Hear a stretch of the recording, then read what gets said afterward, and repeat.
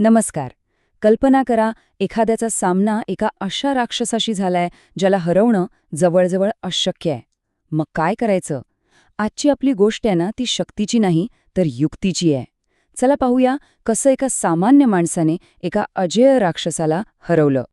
आणि हाच तो प्रश्न आहे. खरं तर याच प्रश्नावर आपली संपूर्ण कथा आधारलेली आहे. म्हणजे बघा, जेव्हा ताकद काहीच कामाची नसते तेव्हा नक्की कोणती शक्ती उपयोगी पडते?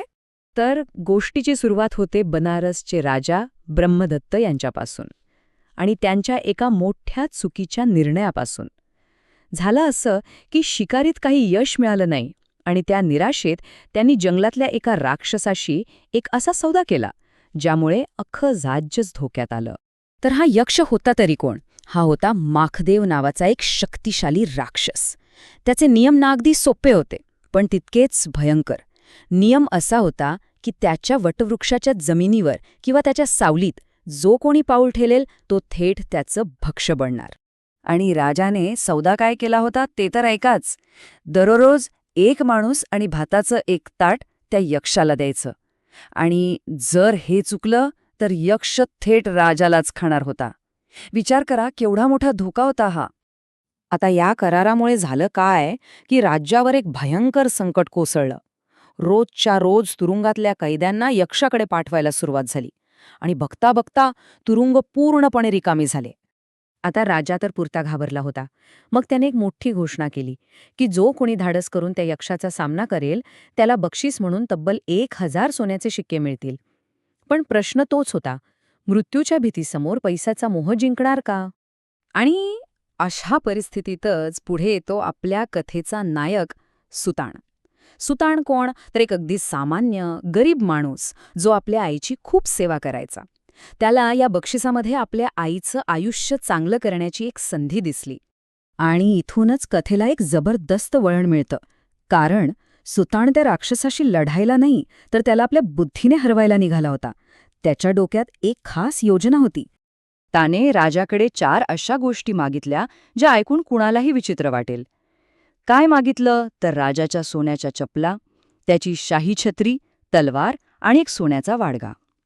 आता यावरवर निरुपयोगी वाटणाऱ्या वस्तूंच्या मागेच त्याची सगळी योजना लपलेली होती. आता यक्षाचा पहिला नियम आठवतोय का? की त्याच्या जमिनीला जो स्पर्श करेल तो त्याचं भक्ष्य बनेल. सुताणाने इथेच डोकं चालवलं. त्याने राजाच्या सोन्याच्या चप्पला घातल्या, म्हणजे तांत्रिकदृष्ट्या त्याचे पाय यक्षाच्या जमिनीला स्पर्श करतच नव्हते. बघा, पहिला नियम तर इथेच मोडला. आणि सुताराची हुशारी फक्त इथपर्यंतच मर्यादित नव्हती. यक्षाचा दुसरा नियम काय होता? त्याच्या झाडाच्या सावलीचा. मग सुतानाने काय केलं? त्याने स्वतःच्या डोक्यावर राजाची शाही छत्री धरली. याचा अर्थ काय की तो यक्षाच्या नाही तर राजाच्या छत्रीच्या सावलीत उभा होता. म्हणजे बघा, एकाही शस्त्राचा वापर न करता त्याने यक्षाचे दोन्ही मुख्य नियम मोडून काढले. मग तलवार आणि तो सोन्याचा वाडगा कशासाठी होता? ते काही फक्त दिखाव्यासाठी नव्हतं. त्या वस्तू सुताणाचा अधिकार आणि त्याचा आत्मविश्वास दाखवत होत्या. हे दाखवत होत्या की तो एक सामान्य बळी म्हणून आलेला नाही, तर एका विशेष भूमिकेतून यक्षासमोर उभा आहे.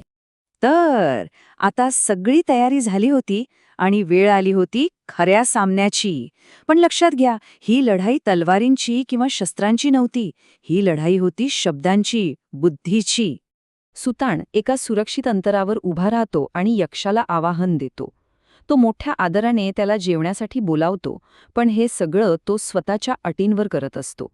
आणि अपेक्षेप्रमाणेच यक्ष त्याला आपल्या जाळ्यात ओढण्याचा प्रयत्न करतो. तो म्हणतो, अरे तरुणा, आत ये ना तुझ्या त्या स्वादिष्ट अन्नासोबत, म्हणजे मग तू आणि तुझं अन्न दोन्ही मला खायला मिळेल. आणि इथेच सुतान आपला सगळ्यात मोठा डाव टाकतो. तो अगदी शांतपणे यक्षाला म्हणतो, अरे यक्षा, जरा विचार कर. तू जर मला खाल्लंस तर मग तुला रोज जेवण कोण आणून देणार? मृत्यूच्या भीतीने इथे कोणीही फिरकणार नाही. म्हणजे एका दिवसाच्या जेवणासाठी तू तुझं रोजचं जेवण गमावून बसशील. सुताणाचा हा तर्क इतका इतका अचूक होता की यक्षाला तो क्षणात पटला. त्याला आपली चूक लक्षात आली आणि त्याने सरळ सरळ हार मानली. आणि हा बदल किती मोठा होता हे जरा बघा. जो यक्ष कालपर्यंत माणसांना खाणारा एक क्रूर राक्षस होता, तोच यक्ष आता शहराच्या प्रवेशद्वारावरचा रक्षक बनला होता. त्याचा आहार बदलला, त्याचा स्वभाव बदलला, सगळंच पूर्णपणे बदलून गेलं. म्हणजे सुतानाने त्याला फक्त हरवलं नाही तर त्याला सुधारलं सुद्धा. त्याने यक्षाला समजावून सांगितलं की त्याच्याच पूर्वीच्या वाईट कर्मांमुळे त्याला हा राक्षसाचा जन्म मिळाला आहे. आणि मग त्याने त्याला सदाचाराचे 5 नियम म्हणजेच पंचशील शिकवले. तर ही फक्त एक जुनी गोष्ट नाहीये. खरं तर या गोष्टीतून आपल्याला आजच्या आयुष्यासाठी सुद्धा खूप काही शिकण्यासारखं आहे. तर मग ह्या कथेतून आपण नक्की काय शिकतो? सगळ्यात पहिलं की खरी ताकद ही पाशवी शक्तीत नाही तर बुद्धीमध्ये असते. सुताणाने हेच दाखवून दिलं की कोणत्याही व्यवस्थेचे नियम एकदा समजून घेतले की तिला बदलणं शक्य होतं. त्याने फक्त समस्येकडे बघण्याचा दृष्टिकोन बदलला आणि अख्खी समस्याच सुटली. आणि हो, सगळ्यात महत्त्वाचं, त्याने हे दाखवलं की योग्य तर्क आणि करुणेच्या जोरावर मोठ्यात मोठ्या राक्षसाला सुद्धा बदलता येऊ शकतं. तर जाता जाता एक विचार नक्की करूया.